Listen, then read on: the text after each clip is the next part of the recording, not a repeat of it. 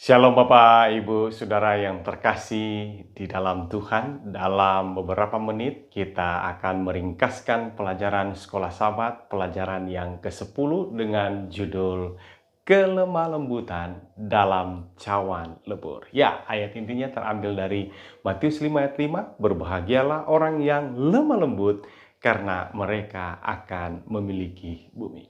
Menarik judul pekan ini. Dapatkah kita bersikap lemah lembut saat mana kita sedang berada dalam kondisi tertekan, menderita, bahkan terintimidasi? Tentu jawabannya ya, karena Yesus katakan berbahagialah orang yang lemah lembut. Jadi, mengapa kita perlu memiliki dan mempraktekkan kelemah lembutan dalam menghadapi cawan lebur?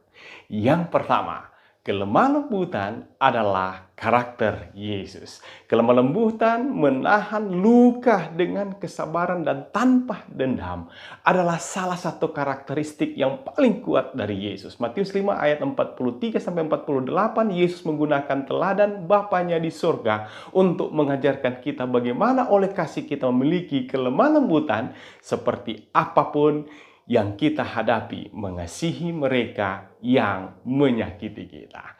Kemudian yang kedua, kelemah lembutan semakin diproses melalui cawan lebur. Memang, cawan lebur adalah tempat yang terbaik untuk belajar kelemah lembutan hati. Karena melalui kelemah lembutan dan kehancuran kita sendiri, kita dapat menjadi pribadi yang diubahkan. Dan kehidupan yang diubahkan akan menjadi satu kesaksian yang kuat bagi Allah. Kemudian yang ketiga, kelemah lembutan adalah senjata.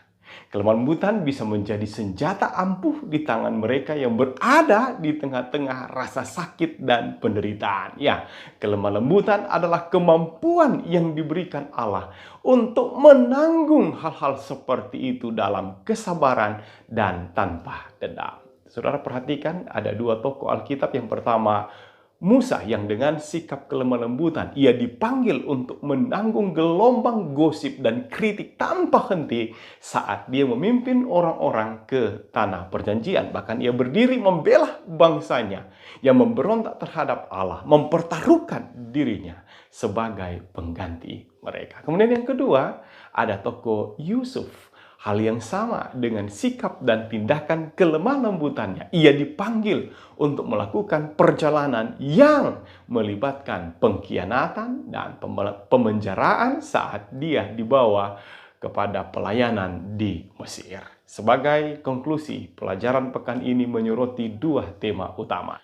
Pertama, kelemah lembutan sangat penting bagi kehidupan orang Kristen karena itu adalah karakter Yesus. Itu semakin terproses kuat dan dominan melalui cawan lebur. Itu menjadi senjata saat melewati cawan lebur. Kemudian yang kedua, kelemah lembutan hanya dapat diperoleh dari tiga kesatuan kealahan yang mengasihi dan penyayang, yaitu Bapa, Anak, dan Juru Selamat kita Yesus Kristus dan Roh Kudus. Semoga pelajaran pekan ini memberkati kita semua. Terima kasih untuk pelajaran kelemah lembutan.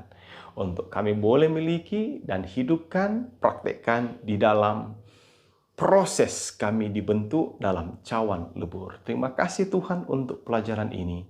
Tuhan memberkati kami semua di dalam nama-Mu Yesus Kristus Tuhan Juru Selamat. Kami berdoa. Amin.